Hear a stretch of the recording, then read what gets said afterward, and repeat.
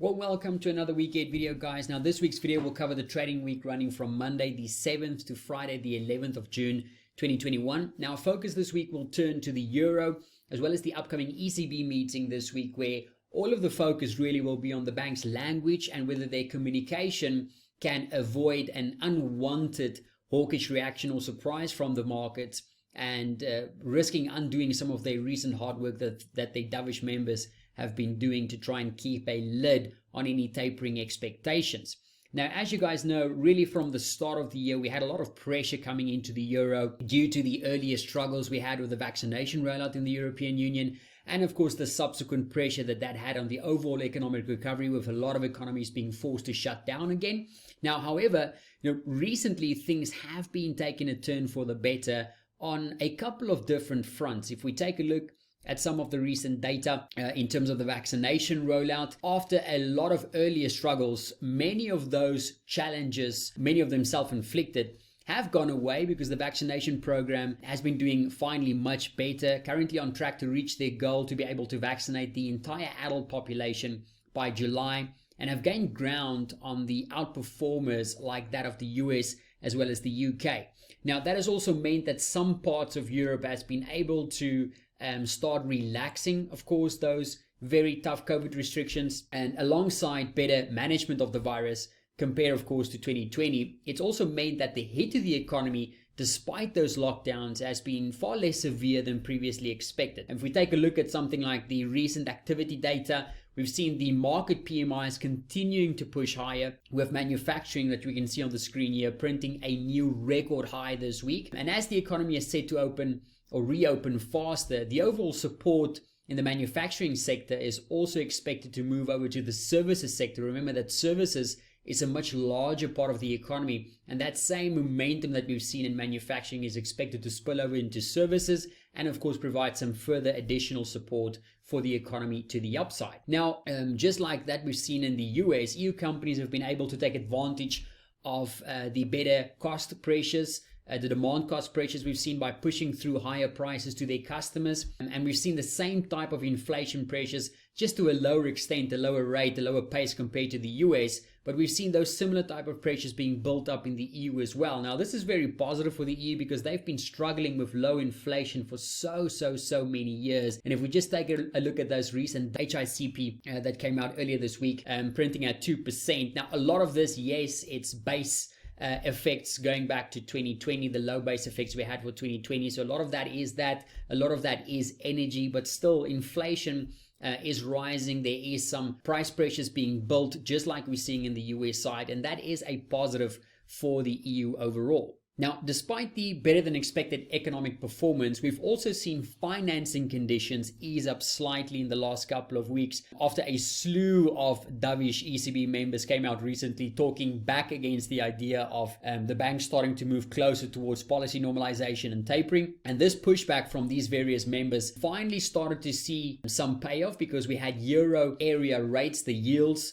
starting to back off from their recent highs and starting to fall more in line with the US counterparts, longer term yields also moving lower and range bound over the last couple of months. Now, not only has nominal German 10-year Bund yields been pushing lower, we've also seen a reduction in that 10s and 2s yield spread. And we've also seen alongside that a contraction in EU real rate. So all of that has basically meant that the financing conditions has been a lot less tight compared to where they were just before we had all of those ECB comments coming out. So some of that hard work has definitely been paying off in terms of financing conditions. Interestingly, despite the much faster recovery, as well as the recent strength we've seen in something like the euro, the current ECB nominal effective exchange rate, if we take a look at this chart, is still very much within that recent range we've been trading at. Now, yes, we are close to the all-time high going back to 2009, but just looking at that recent range, if we take a little bit of a closer look, we're still well within that recent range, and actually we've been moving lower. So that is one less thing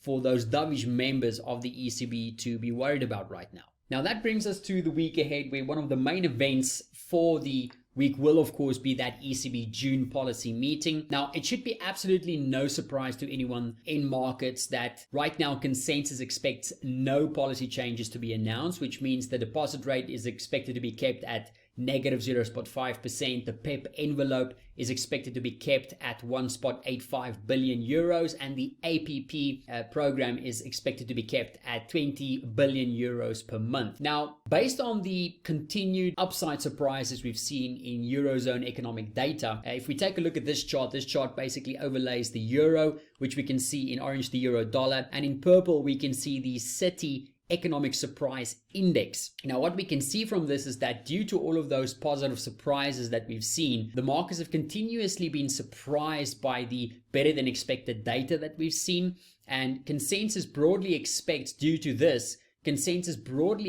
some meaningful upgrades to both the growth and inflation outlook for 2021 from the bank in this week's meeting, as well as some downgrades for the unemployment rate projections for 2021 as well. And if we just quickly compare the March economic projections from the ECB, going back to that March meeting, the staff projections, if we compare that to some other market views like Bloomberg Consensus, Rabobank, Danske Bank, ING, etc., we can see that there's quite some room for adjustment based on those March numbers, based on where some of these other numbers are running. And even though that really shouldn't be a surprise for the markets, just based on the amount of positive surprises we've seen recently, based on something like that city economic surprise index, even though that shouldn't be a surprise, that could pose a problem, as the bank has been very desperately trying to dissuade the markets from any type of tapering expectations based on some of those very dovish comments we've had recently. Now, on the back of these upgrades that the markets are expecting, there has been some desks that suggested that the language could change to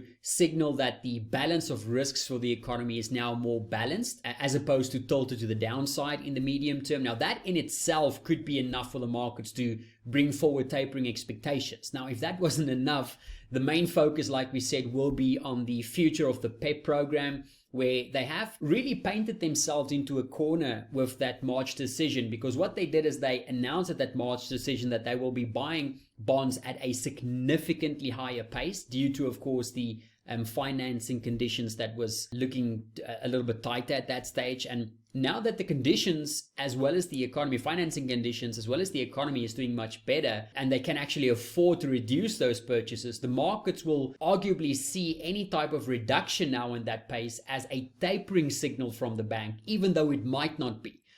So that's a real challenge for them this week in terms of the language they use, the communication they use. They could disguise a reduction in the pace of purchases as a purely technical adjustment, because normally what we see happening during the summer months, like July and August, we have what we call the summer lull. Now, the summer lull is where they usually reduce their APP purchases, their normal asset purchases, due to just limited market depth. Due to those quieter summer months, they normally reduce purchases. So they can, do a stealth tapering, so to speak, if you want to call it that, by announcing that they might see that the markets might see reduced purchases in July and August just based on summer lull. And they could look to really phrase that and frame that as a technical adjustment. But the risk for them right now is that they failed to communicate it properly, and communication has been a real struggling point for the ECB recently. So the risk for them is that they failed to communicate it properly, and the market basically takes it as an unwanted hawkish surprise, and that could undo all of their recent hard work that their dovish members have been trying so hard to basically rein in those tapering expectations. So that's going to be the real risk and the real focus point for this ECB meeting in this upcoming week. So that brings us to a potential trading plan or opportunity for the week. Now, going into this meeting, guys, it's important to keep in mind that it will take place on a more positive backdrop. Because we have certain economies that's begun their reopening process due to the success of the vaccination rollout, which is on track to basically vaccinate 70% of that adult population in the next month or so. However, the bank has tried really hard with their dovish ECB comments recently to try and steer the markets away from expecting any type of change in policy, including, tapering of asset purchases. So that's important to keep in mind going into the meeting, as any type of announcement of a summer lull reduction, like we said, could be viewed incorrectly as a tapering signal. So understanding that context of firstly having that positive economic outlook right now on the one hand, and then expectations about no tapering going into the meeting on the other, is very important for our scenario building for this event. So breaking this down into some possible bullish and bearish outcomes. The first one talking about those bullish outcomes. If we see any bigger than expected economic upgrades, that could of course be seen as a potential bullish reaction in the market. Remember that right now the markets are expecting a couple of upgrades based on some of the other market estimates out there. So if we see anything closer to the top end of this range, so looking at 2021 GDP and CPI, if we see anything closer towards 4.3 on the GDP side or above, or closer to 2.2 or above on the CPI side, that will of course be seen more positive, and that can see some upside in 10-year German Bund yields, upside in the euro, upside euro dollar. The other bullish outcome could be a language error, as we said. If they announce something like a potential reduction, a summer lull reduction, but they frame it or fail to frame it correctly as a pure technical adjustment, that could also see upside, unwarranted upside in yields, the euro dollar. The other one is if they decide to change their language by stating that the outlook for the economy is now more balanced as opposed to tilted to the downside. Also, that'll be seen as more of a hawkish move from them. And apart from that, if they chose to remove that phrase about significantly higher purchases and just says higher purchases, that'll signal to the markets that, hey, we're ready to reduce some of that massive increase we've seen in purchases, and that of course will be also seen more as a bullish outcome. So the vice versa of that, of course, on the bearish outcomes is any lower than expected economic upgrades. So if we see them coming out, basically keeping any of these unchanged, so at 4% still and 1.5%, that will be seen as a negative because the markets are expecting some upgrades to come through. If they affirm that the PEPP remains unchanged for the time being, obviously we're not expecting a whole lot of downside on that, expecting more neutral to downside moves, because that is largely expected right now. That's important to keep in mind. It's not going to catch the markets by surprise if they say the PEPP remains unchanged. That is the consensus view right now.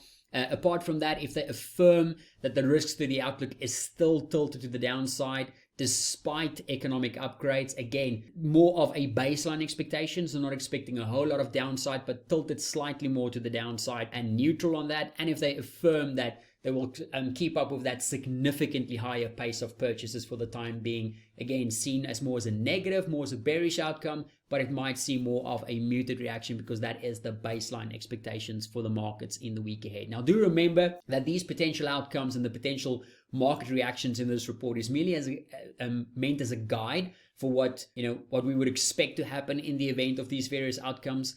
And the market's can always surprise in the way that it reacts. So this information is never intended as a trade call, but rather just intended as a framework for you to use in your own scenario planning for the week ahead. So that's everything from my side, guys. I hope you guys will have a fantastic trading week ahead. As always, any questions, don't hesitate to let us know.